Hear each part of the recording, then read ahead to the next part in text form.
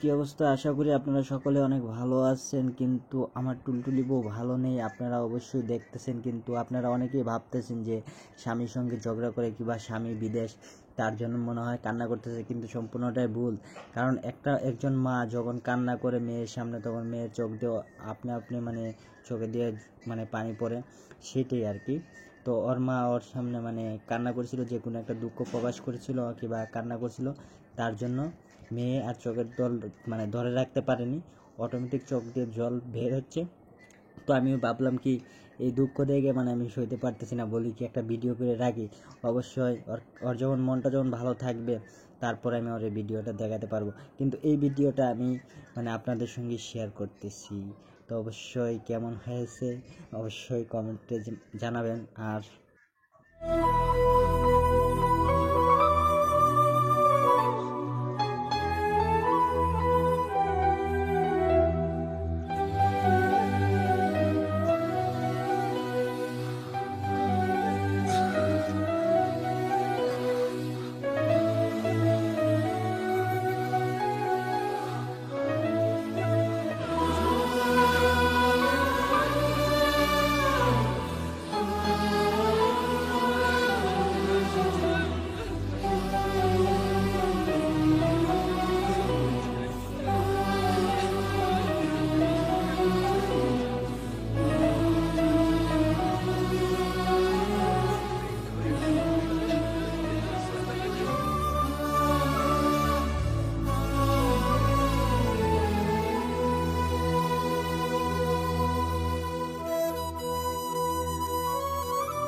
বলতেছি, তুই যে এইভাবে কান্না করতেছিস, কান্না করে কোনো লাভ নাই, ঠিক আছে? একজন মানুষ যদি কান্না করে তোর সামনে, তুই হারে সান্ত্বনা দিবি।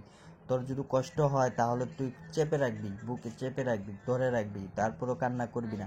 হয়তো এখন তুইও কান্না করতেছিস, তোর মাও যদি এখন কান্না করে, তাহলে তো আর হবে না, তাহলে তো এখানে কান্নার বন্যা বয়ে যাবে। হয়তো একজনে যদি কান্না করে, তাহলে ওকে সান্ত্বনা দিতে হয়, এভাবে কান্না করতে হয় না, ঠিক আছে? সেটাই আমি ওরে অনেকক্ষণ ধরে বুঝাচ্ছি, তারপরে ভিডিও করতেছি। তারপরেও কিছুটা মানে কন্ট্রোলে মানে এসে পড়ছে। তারপরেও বলতেছে কি, আচ্ছা ঠিক আছে, কান্না করো না, আর এসব নিয়ে চিন্তা ভাবনা করো না, আর এত টেনশন করো না, এরকম মানে বলতেছে, ঠিক আছে? তাই আমি বললাম এই তো এখন ঠিক আছে, এই এতদিন পরে গিয়ে লাইনে আইসস। কারণ সবার তো মানে অনেকে কষ্ট অনেকে প্রকাশ করে, কিন্তু এখন যদি আমার কাছে কেউ এসে কষ্ট প্রকাশ করে, আমি হয়তো বাইরে একটু সান্ত্বনা দেবো, আচ্ছা ভাই কী করবা, যাওয়ার তো হয়ে গেছে। এইভাবে যেরকম মানে একজন মানুষ যেমন কষ্ট না পায়, তারপরে আমি এটি ওরে বুঝাইতেছি, অনেকক্ষণ ধরে বুঝাইতে বুঝাইতে এক পর্যায়ে দেখা গেছে অনেকটা মানে ভালো হয়ে গেছে। তারপরে দিকে আমার কথা মতন মানে আমার কথা শুনে, তারপরে দিকে আমার মার সঙ্গে খুব সুন্দরভাবে কথা বলতেছে। আমি বললাম আচ্ছা ঠিক আছে, এখন ঠিক আছে, এখন আমি ভিডিওটা একটু করে নিই।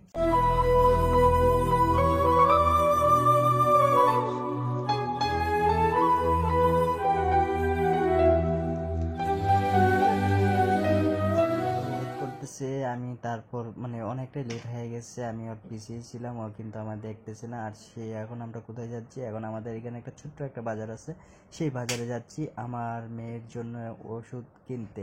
কারণ আমার মেয়ের হঠাৎ করে জ্বর এসে পড়েছে, তার জন্য ভাবলাম তাহলে ঠিক আছে চলো ফার্মেসিতে যাই, ফার্মেসিতে গিয়ে ওষুধ কিনে নিয়ে আসি।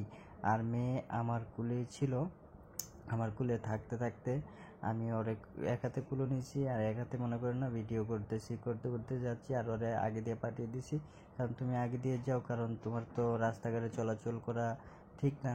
তারপর আমি ভাবলাম কি আচ্ছা ঠিক আছে, তোমাকে আমি সিসি ক্যামেরা দিয়ে আমি নিয়ে যাচ্ছি, সিকিউরিটি গার্ড, তুমি আগে চলে যাও, আমি তোমার পিছনে আছি ক্যামেরা ধরে, ঠিক আছে? আর তারপর রাস্তা দিয়ে হেঁটে হেঁটে যাচ্ছে, আমিও যাচ্ছি। যেতে যেতে এক পর্যায়ে দেখা গেছে আমরা শেষ পর্যন্ত আমরা ফার্মেসিতে গেছি, ফার্মেসিটা দেখি বন্ধ। তারপর আমরা আবার ব্যাগ বাসায় চলে যাচ্ছি, বাসায় চলে যাওয়ার পর ভাবলাম কি আবার পরে আসবো, হয়তো এখন দোকান খুলে নাই। তারপরে দিয়ে আমি ভাবলাম আচ্ছা ঠিক আছে বিকালে আসবো, বিকালে তখন ওষুধ কিনতে পারবো। তারই মাঝে দেখলাম ও আমাদের পাড়ার মানে আমাদের বাসার পাশে থাকে একজন মহিলা, ওর সঙ্গে কথা বলতে বলতে যাচ্ছে। আর ওনারও ডিউটি ছিল, ডিউটির থেকে এসেছে, এখন ভাবছে বাসায় চলে যাবে। তাহলে কি যেন কথা বলছিল ওদের মাধ্যমে, আমি এত কিছুতে কান দিইনি, আর কান দেওয়ার কোনো প্রশ্ন আসে না। কারণ মহিলাদের সঙ্গে কত ধরনের কথা বলতে পারে, এসবের তো আমি কান দিয়ে লাভ হবে না। তারপরে এক পর্যায়ে আমরা আবার বাসার দিকে রওনা দিচ্ছি।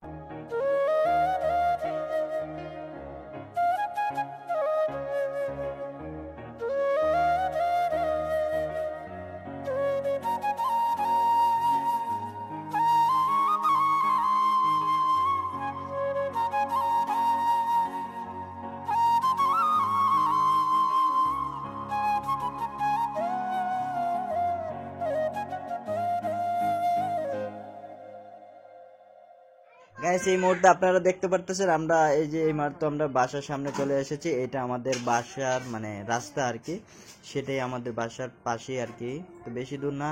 তারপরে আমরা মনে করি না বাসায় চলে এসেছি। আর এখানে এক দিদি পানি নিচ্ছে, এটা আপনারা দেখতেই পারছেন। তো এর পর্যায়ে মনে করেন না আমাদের গেট, এই যে হলুদ গেট, সে সোজা ঢুকে গেছি ঘরের ভিতরে।